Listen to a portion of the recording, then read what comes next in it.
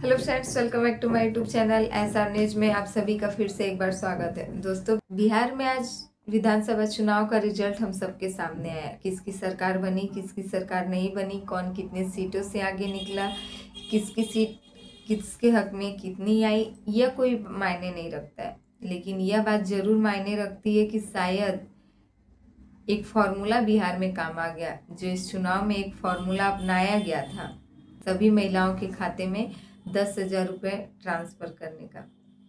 सभी महिलाओं को जो 10,000 रुपये बांटे गए थे, करीब 5 से 6 करोड़ रुपए के आसपास, और 1 करोड़ महिलाओं के खाते में यह पैसे दिए गए थे, वह भी चुनाव से एक दिन पहले। तो जाहिर सी बात है कि बिहार की जनता इतनी, जो गरीब का देश है, उसमें अगर महिलाओं के अकाउंट में 10,000 रुपये मिलते हैं तो आप खुद समझ सकते हैं कि महिलाएं वोट किसे देंगी। और यह दिया किस लिए गया था? क्या आपको नहीं लगता कि इस पर, जो बिहार में चुनाव हुआ, उस पर चुनाव आयोग को इस बात पर भी ध्यान देना चाहिए था? चुनाव प्रचार रोका जाता है चुनाव से एक दिन पहले, तो क्या चुनाव आयोग का ध्यान इस पर नहीं होना चाहिए कि आखिरकार आप पैसे क्यों बांट रहे हैं?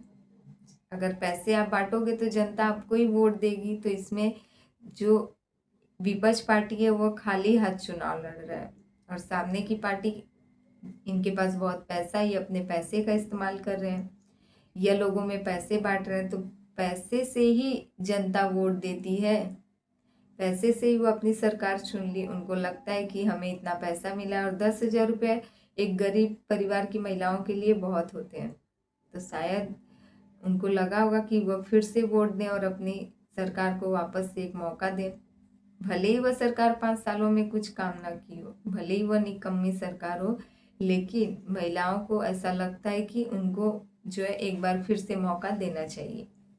और विपक्ष में तेजस्वी यादव उठे थे, इनका हाथ खाली था। यह केवल रोजगार को मुद्दा बना लिए थे, भ्रष्टाचार को रोकना चाहते थे, पलायन को रोकना चाहते थे, शिक्षा की बात करते थे, और इन्होंने तो 1 रुपया भी खर्च नहीं किए कहीं।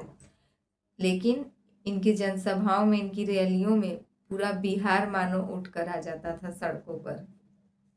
जिस प्रकार से इनकी रैलियों में भीड़ दिखता था, पूरा बिहार उठकर आ जाता था तेजस्वी यादव के भाषण को सुनने के लिए। चाहे वह महिलाएं हो, चाहे वह बुजुर्ग, चाहे वह युवा हो, सभी का फुल सपोर्ट लग रहा था। देखकर यह भी लग रहा था कि आरजेडी की सरकार बनेगी ही। और यही नहीं, जितने सीटों पर चुनाव लड़ रहे हैं तेजस्वी यादव, उससे कई गुना ज़्यादा सीट इनके हत्थे आ जाएगी।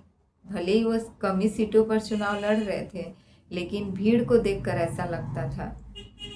लेकिन जिस भीड़ ने तेजस्वी यादव का हिम्मत और जोश इतना बरकरार रखा, जिस भीड़ ने तेजस्वी यादव को और हिम्मत दी, उनको आखिरी उम्मीद तक यही लगते रहा कि आखिरकार आरजेडी की सरकार आएगी, आरजेडी की सरकार बनेगी, बिहार में कुछ बदलाव होगा। तेजस्वी यादव हर जगह एक ही बात कहते थे कि बिहार में कुछ बदलाव होगा, और बिहार में बदलाव होना भी चाहिए।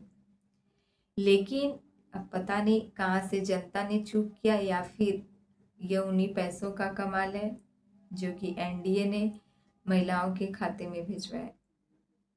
जो भी हो, फैसला तो बिहार की जनता का ही था।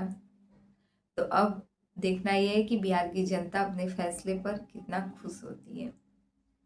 बिहार की जनता को पता होगा, उसने जो सरकार चुना है, हो सकता है वह बिहार के लिए अच्छा करेंगे, वह उन सभी के लिए अच्छा करेंगे जिन्होंने अपना फैसला आज हम सबके सामने रखा है। और यह बिहार की जनता का ही फैसला है कि एक बार फिर से बिहार में नीतीश कुमार एनडीए की सरकार बनने जा रही है। अब देखना यह है कि बिहार की जनता का विश्वास नीतीश कुमार क्या बनाए रखते हैं, या उनका विश्वास टूटता है। क्या जितनी भी आशाएं बिहार की महिलाएं कर रही हैं, जितनी भी आशा उनको है कि एक बार फिर से सरकार को मौका दिया जाए, देखना ये है कि क्या नीतीश कुमार उन सभी महिलाओं के आशा पर खड़े उतर पाते हैं।